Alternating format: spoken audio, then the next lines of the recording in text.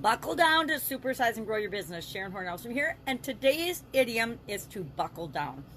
To buckle down, of course, means to start to work hard with vigor, concentrate on what you're doing, focus on what you're doing, put in the work and effort required to do the task at hand. Now, some people are great at work and putting forth effort and putting energy into things and buckling down. This evolved from the 16th century buckle to, and experts suspect that it came from the activity of buckling your armor, buckling down your armor in order to prepare for battle. Well, sometimes business feels like a little bit of a battle. So a couple things come to mind when I think of this particular idiom and expression. Number one, when I need to buckle down and work hard, I pretty much always have a ponytail. Also, we have to work on our businesses, not necessarily in our businesses. And this is a really difficult lesson for each of us to learn. Some people seem to be great at it and just inherently get it.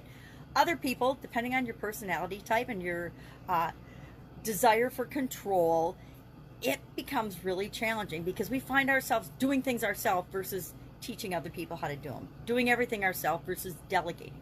And that is a one-way ticket to overload, overwhelm, and stress. How do I know? Been there, done that.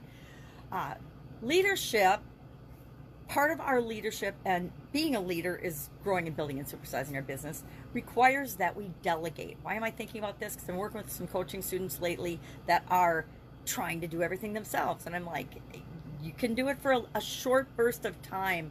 Kind of coincides with our topic, our paradox. I call it the push paradox for the annual challenge day, the BU 365-day challenge, where we do one thing every day that improves us.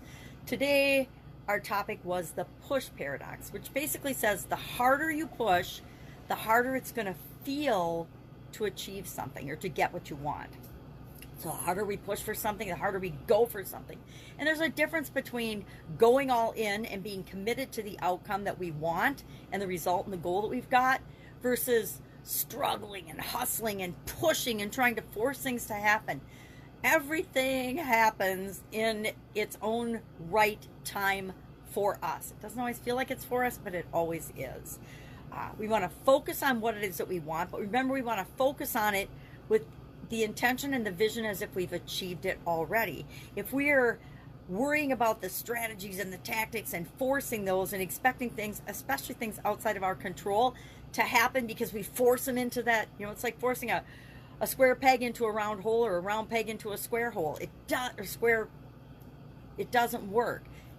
My granddaughter's got these toys and these puzzles, right? Where you have to put the different shapes in things. And it's fun to watch her try the different shapes before she comes to the right one. And she actually knows the right one. So now she's at the point where she pretends to do the other ones just to kind of trick us. And it's really fun to watch. But it's the same thing. The harder we try to push and force something into the wrong shape, the wrong situation, the harder and the longer it will take us to actually just let go and let it happen naturally.